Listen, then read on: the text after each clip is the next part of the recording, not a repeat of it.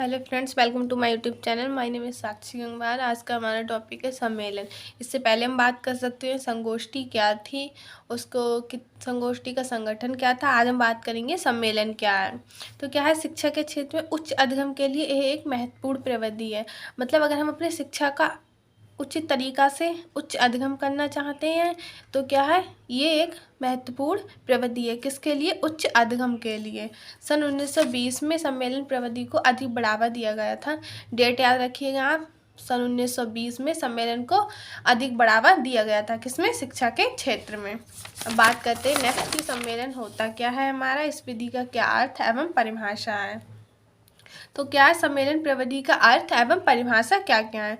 सम्मेलन व्यक्तियों की एक सभा होती है जिसमें उन्हें एक साथ विशिष्ट कार्य या समस्याओं पर चिंतन तथा वाद विवाद एक निश्चित समय में करना होता है। मतलब सम्मेलन होता है, उसमें बहुत सारे व्यक्ति भाग लेते हैं। तो क्या है, ये एक सम्मेलन की सभा होती है जिसमें एक साथ विशिष्ट कार्य या फिर कोई समस्या होगी, उन पर उस पर क्या किया जाएगा, या चिंतन या फिर वाद विवाद कब किया जाएगा, एक निश्चित समय में।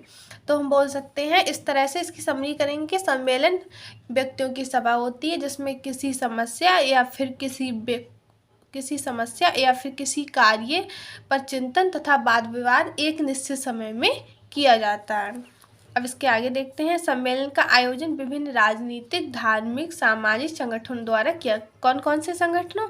पहला हमारा राजनीतिक, धार्मिक, सामाजिक तथा शैक्षिक भी हो सकता है, शैक्षिक होता है, सॉरी हो नहीं सकता, होता है, द्वारा किया जाता है। शैक्षिक क्षेत्र के विभिन्न विषयों के संगठन द्वारा सम्मेलनों का आयोजन किया जा सकता है। या तो सम्मेलन हमारा राजनीतिक, धार्मिक, सामाजिक हो सकता है, या फिर शैक्षिक विषय पर भी सम्मेलन हमारा किया जाता है। फिर बात आती है, सम्मेलन किसी न किसी संगठन द्वारा आयोजित व्यक्तियों की सभा होती है। मतलब इसका जो संगठन होता है किसी न किसी संगठन द्वारा होता है, या तो राजनीतिक हो सकता है, धार्मिक हो सकता है, शैक्षिक हो सकता है। और क्या है, यह एक व्यक्तियों की सभा होती है। व्यक्तियों की सभा से तात्पर्य इसमें बहुत सारे व्यक्ति एकत्रित हों एक स्थान पर, जिसमें किसी समस्याओं के संदर्भ में निश्चित समय में किसी निष्कर्ष पर पहुंचा जाता था। एक निश्चित समय लिया जाता है, उसमें उस समस्या को हल करके एक निष्कर्ष निकाला जाता है। अब संगठन किन किन का हो सकता है, या तो छात्र संगठन हो सकता है, या खिलाड़ियों का संगठन, या फिर शिक्षक संगठन, या अन्य और भी संगठन हमारे हो सकते हैं। अब नेक्स्ट पेज पे देखते हैं हम, संगठन की बात कर ली हमने। पद, कौन कौन से पद हो सकते हैं इसमें? अध्यक्ष, सचिव, कोषाध्यक्ष, सदस्य। अब हमारा जो सम्मेलन हो रहा है इसका उद्देश्य क्या क्या हो सकता है हमारा? राजनीतिक, सामाजिक, धार्मिक, शैक्षिक, आर्थिक, वैज्ञानिक समस्या। मतलब या तो समस्या होगी हमारी राजनीतिक समस्या होगी, या फिर सामाजिक समस्या होगी, या हमारी धार्मिक समस्या होगी, या शैक्षिक समस्या हो सकती है, या आर्थिक समस्या हो सकती है। इसके अलावा वैज्ञानिक समस्या भी हो सकती है। दूसरी बात करते हैं, व्यक्ति के प्रजातांत्रिक गुणों, सहयोग, विवेक, मनन आदि। या तो पहली समस्या में उद्देश्य में ये हो सकता है, या फिर दूसरा ये हो सकता है कि व्यक्ति के प्रजातांत्रिक गुणों या फिर विवेक, सहयोग, चिंतन, मनन आदि भी समस्या हो सकती है, या उसका उद्देश्य हो सकता है।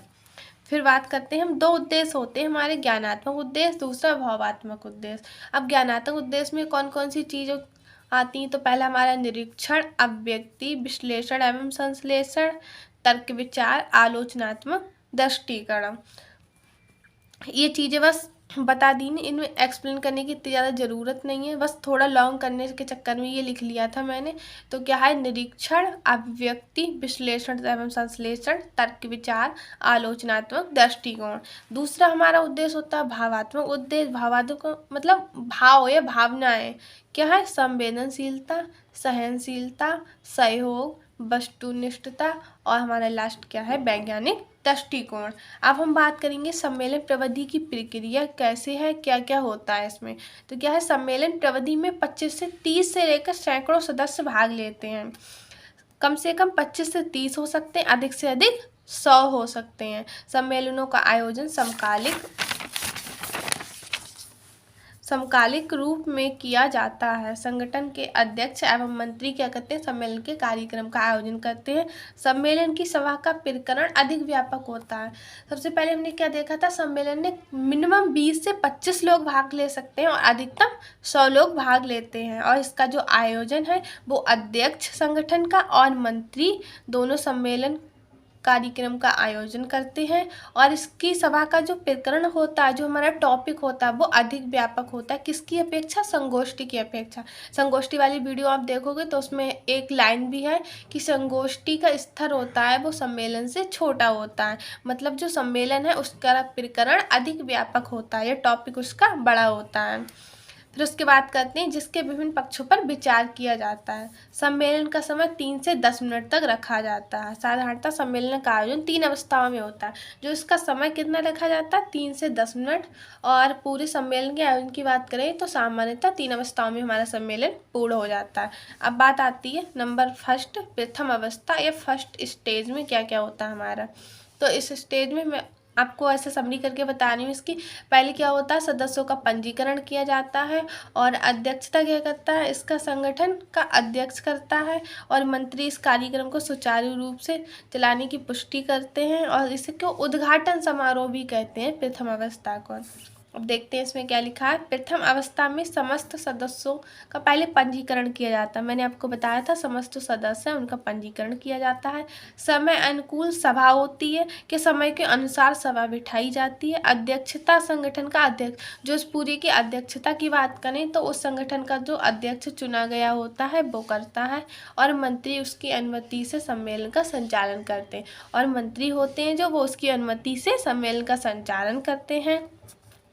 फिर अब पूर्व सभा के कार्यक्रम की पुष्टि की जाती है। इस अवस्था में सम्मेलन उद्घाटन समारोह भी कहते हैं या फिर इसका उद्घाटन समारोह भी कहते हैं प्रथम अवस्था को। अब बात आती है द्वितीय अवस्था। हमारी द्वितीय अवस्था क्या होती है, तो द्वितीय अवस्था में सामूहिक कार्य की व्यवस्था की जाती है। मतलब सामूहिक कार्य की व्यवस्था की जाएगी और उसमें एक समूह व्यक्तियों को समूह में बांट दिया जाता है और उसके संचालन के लिए एक संचालक नियुक्त किया जाता है।